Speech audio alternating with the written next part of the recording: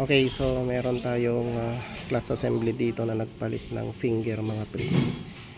So i-adjust natin itong finger natin, so dapat pare-parehas po yan. So linagay namin yung kanyang ito yung bagong clutch lining, and then ayan, binort natin para umayos po siya. So ang sukat ko dito mga pre is 58 to 62 mm. So yun po yung sukat po natin dito. So depende na yan sa inyo mga pre, basta hindi siya papantay dito, basta nasa loob lang po siya. Pero mas maganda po sukatin natin. So 58 to 62 mm yung nilalagay po natin dito. Okay, Hindi, ayun nga yung kay ano. Yung kay John so daw. dapat pare-parehas po yan mga pre. So dito lang tayo mag-a-adjust. Kung gusto nating iangat to, Yung kay itaas John to, higpitan lang po natin itong mga Yung kay John daw. adjuster. So ayan po. Hindi mo kilala? Oh. 0.6 lang, sir. 0.6 ba? Pero yung trim mo eh. Sober ka na. Ganito magsukat ng kanya. Ikaw na, sir. Ganito magsukat ng finger kamo. Ikaw magsalita, sir. Oh. Marinig ka naman, sir.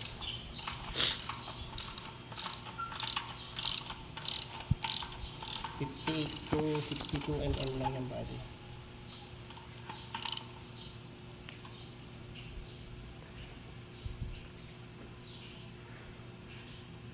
Pag susukat ng finger, clutch finger, Nag-adjust ng clutch finger. adjust.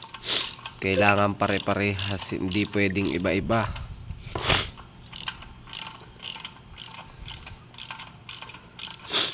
Kasi pag iba-iba, wala na.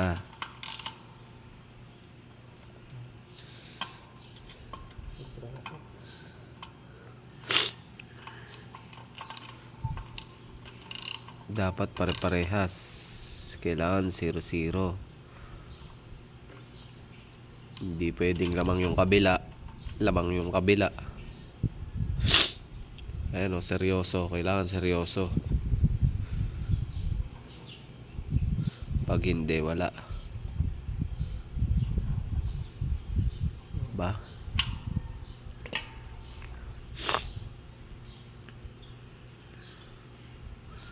Oh guys, pare-parehas na. Ilan yan, sir?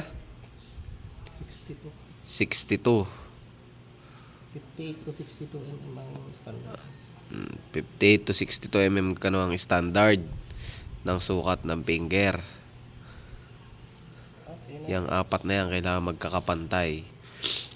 Pag hindi, wala. Pag hindi, edishing.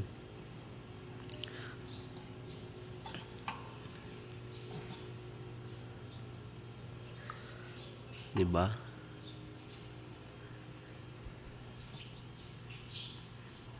Buo na ikakabit yan ngayon, sir. Diba? Tatanggalin. Kakalasin pa ulit? Ay, hindi buo na ikakabit yan, sir. Hindi mo may kakabit yun doon. Ng buohan.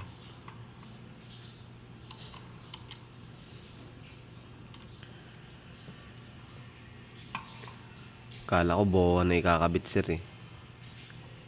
Paano matutornilyohan yung flywheel? Wala nang tornilyo sa flywheel, wag na. Ganun na lang. Para laging naka-free.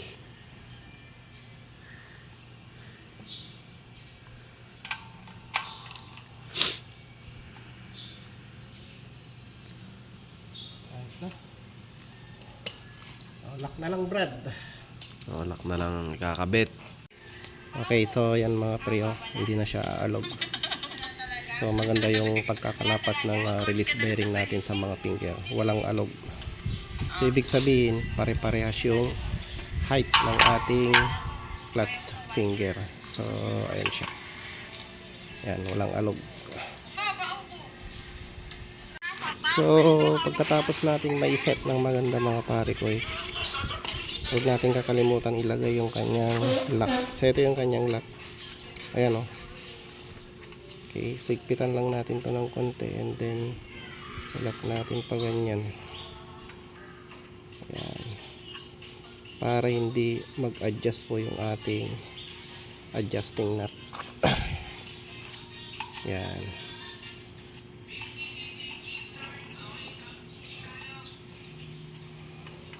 So, ganun lang mga pare ko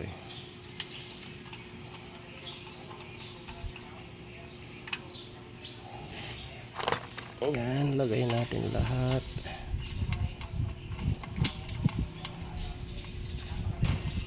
So, pagkatapos nito, may lagay natin yan, maigpitan natin. Pwede na natin baklasin at pwede na natin isalpak.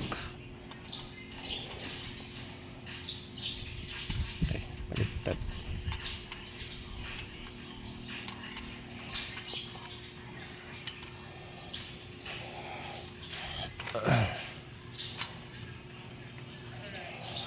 Okay.